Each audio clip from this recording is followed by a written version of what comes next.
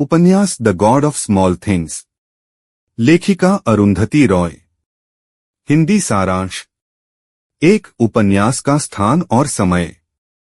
यह कहानी केरल के छोटे से शहर ऐमनम में घटती है और इसमें 1969 और 1990 के बीच की घटनाएं फ्लैशबैक के जरिए दिखाई जाती हैं।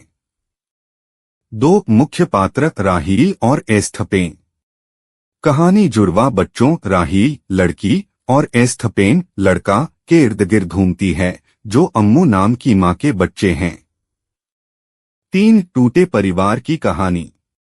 अम्मू एक जिद्दी और स्वतंत्र महिला है जिसने अपनी मर्जी से शादी की, लेकिन वह शादी टूट जाती है और वह अपने दो बच्चों के साथ मायके लौट आती है। 4 लव लॉज प्यार के नियम। यह उपन्यास समाज के उस नियम को दिखाता है जो बताता है कि किससे प्यार किया जा सकता है, कितना किया जा सकता है और किस हद तक किया जा सकता है। 5 वर्गभेद और जातिवाद। अम्मू और एक दलित कारखाने मजदूर वेलुथा के बीच का प्रेम समाज के नियमों और जातिवाद के चलते एक वर्जित और दुखद प्रेम बन जाता है। 6 बचपन और मासूमियत।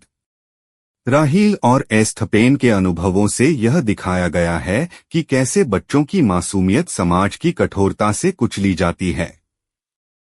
7 सोफी मोल का आगमन। बच्चों की अंग्रेज चचेरी बहन सोफी मोल लंदन से आती है, लेकिन उसका आगमन अंततः एक दुखद दुर्घटना की ओर ले जाता है। 8 सोफी मोल की मृत्यु। एक नाव दुर्घटना में सोफी मोल की मौत हो जाती है। इस घटना के लिए वेलुथा को दोषी ठहराया जाता है और उसी की जिंदगी नष्ट हो जाती है। 9 वेलुथा की मृत्यु। उसे पुलिस पकड़ लेती है और बुरी तरह पीटकर मार देती है क्योंकि उसका दलित होना और अम्मू से प्रेम करना समाज को स्वीकार नहीं। 10 अम्मू की बेइज्जती और मौत। अम्मू को समाज, परिवार और व्यवस्था सब ठुकरा देते हैं।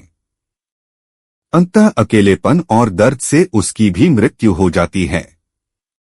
11 जुड़वा बच्चों का अलगा। इस त्रासदी के बाद राहील और एस्थपेन को अलग कर दिया जाता है और वे वर्षों तक एक दूसरे से नहीं मिलते। 12 वापसी और पुनर्मिलन। कई सालों बाद राहील लौटती है ऐमनम और वहां उसकी मुलाकात एस्थपेन से होती है। दोनों फिर से उस पुराने दर्द से जुड़ जाते हैं। 13 वक्त और यादें।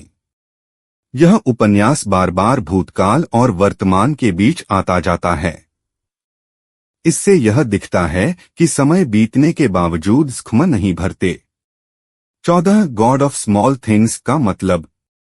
यह नाम उन छोटी छोटी बातों, प्रेमों और विद्रोहों के लिए है जो बड़ी राजनीति, जातिवाद और पारिवारिक दबावों के नीचे दब जाते हैं। दोस्तों, अगर आपको यह बुक समरी अच्छी लगी तो वीडियो को लाइक, शेयर और सब्सक्राइब करें। कमेंट करके अपनी प्रतिक्रिया भी दें। बेल का बटन दबाएं। इससे आपको अगली बुक समरी का नोटिफिकेशन मिल जाएगा। धन्यवाद।